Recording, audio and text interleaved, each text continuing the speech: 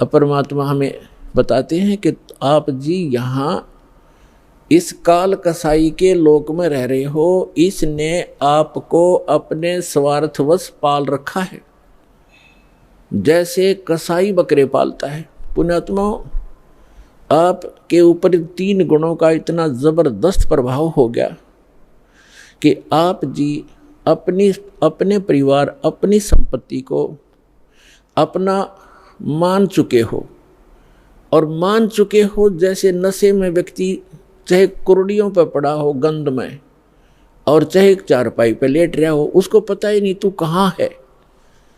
तो आज हम सभी की ये स्थिति है कि हम इस सब कुछ को अपना मान चुके, और इसको ये कहा जाता है कि आप कसाई के लोक में रह रहे हो और ये आपको सबको खाएगा बारी बारी, ये नहीं बख्शेगा किसी को भी। किसी परिवार के 3 सदस्य खा जाता है एक दिन में, कोई दुर्घटना से या कोई किसी और अन्य कारणों से, कोई बीमारी से, और शेष बच्चे ये सोचते हम ठीक हैं। जिनके साथ वो घटना घट गई उससे पहले वो भी आप जैसी ही स्थिति में थे। तो पुण्यात्माओं, परमात्मा ने रजा बख्शी आपको ये ज्ञान देने की, और फिर वो विकल्प बताया कि यहाँ से जाकर आप कहाँ रहा करोगे।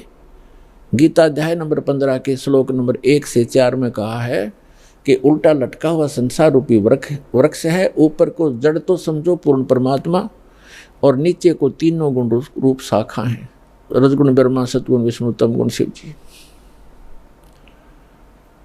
और जो संत इस उल्टे लटके हुए संसार रूपी वृक्ष के सभी विभाग बता देगा, तना कौन भगवान है, जड़ इस संसार रूपी जड़ कौन है, यानी जिससे सबका धारण पोषण होता है वो कौन प्रभु है, और शाखा कौन है, डार कौन है, और पत्ते क्या है, तो स वेदविद वो तत्वदर्शी संत है।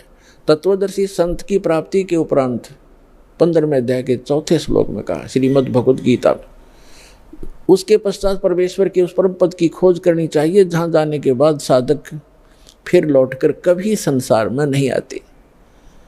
और जिस परमेश्वर ने सब ब्रह्मांडों की रचना की है, संसार रूपी वृक्ष की प्रवृत्ति जिससे विस्तार को प्राप्त हुई है, उस परमात्मा की भक्ति करो और किसी की नहीं। और गीता ज्ञानदाता अपने विषय में कहता है 8वें अध्याय के 13वें श्लोक में, ओम इति एकाक्षरम ब्रह्म विवहारण माम अनुसमरण यह पर्याति तदन देहम से आती परमाम गति। मुझ ब्रह्म का एक ओम अक्षर है। गीता का ज्ञान ब्रह्म बोल रहा है, ये काल बोल रहा है, श्री कृष्ण जी में प्रवेश करके बोल रहा है, और ये कह रहा है कि मुझ ब्रह्म का केवल एक ओम मंत्र है। इसका उच्चारण करते हुए संसार छोड़कर जाता है, जाते समय भी मरते समय भी इसी का जाप करता है, तो ओम से मिलने वाली जो परम गति वो प्राप्त हो जाती है, वो ब्रह्मलोक प्राप्त होता है। ब्रह्मलोक में गए प्राणी भी वापस आते हैं। 8वें अध्याय के 16वें श्लोक में गीता जी में स्पष्ट किया है, वो भी पुनरावृत्ति के अंदर। तो गीता ज्ञानदाता कहता है कि 4थे अध्याय के 5 और 9 श्लोक में, गीता अध्याय नंबर 2 के श्लोक 12 में, गीता अध्याय नंबर 10 के श्लोक नंबर 2 में गीता ज्ञानदाता कहता है, अर्जुन तेरे और मेरे बहुत जन्म हो चुके, तू नहीं जानता मैं जानता हूँ। इससे सिद्ध है कि जो गीता ज्ञानदाता ब्रह्म है ये काल है। और गीता अध्याय नंबर 11 के श्लोक नंबर 32 में स्वयं कहता है कि अर्जुन मैं काल हूँ और अब प्रवृत्त हुआ हूँ। श्री कृष्ण नहीं थे काल, श्री कृष्ण होते तो ये कैसे कहते मैं अब प्रवृत्त हुआ हूँ। श्री कृष्ण जी तो पहले उपस्थित थे वहाँ पर अर्जुन के साथ, उनके सारथी बनकर। तो पुण्यात्माओं, ये हमारे सदग्रंथ एक अनमोल रतन है, इसको हमारे धर्मगुरु समझ नहीं सके, इसका अड़ंगा कर दिया, उल्टा ज्ञान बता दिया हमारे को।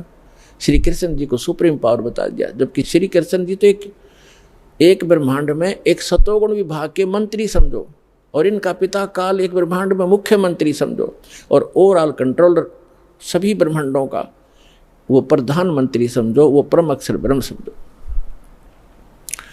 वो पूर्ण परमात्मा। उसकी साधना के लिए ही ये गीता ज्ञानदाता बार बार कह रहा है। गीता अध्याय नंबर 18 के श्लोक नंबर 62 में कहा कि अर्जुन तू सर्वभाव से उस परमेश्वर की शरण में जा, उस परमेश्वर की कृपा से तू परम शांति को, सनातन परम धाम को प्राप्त होगा।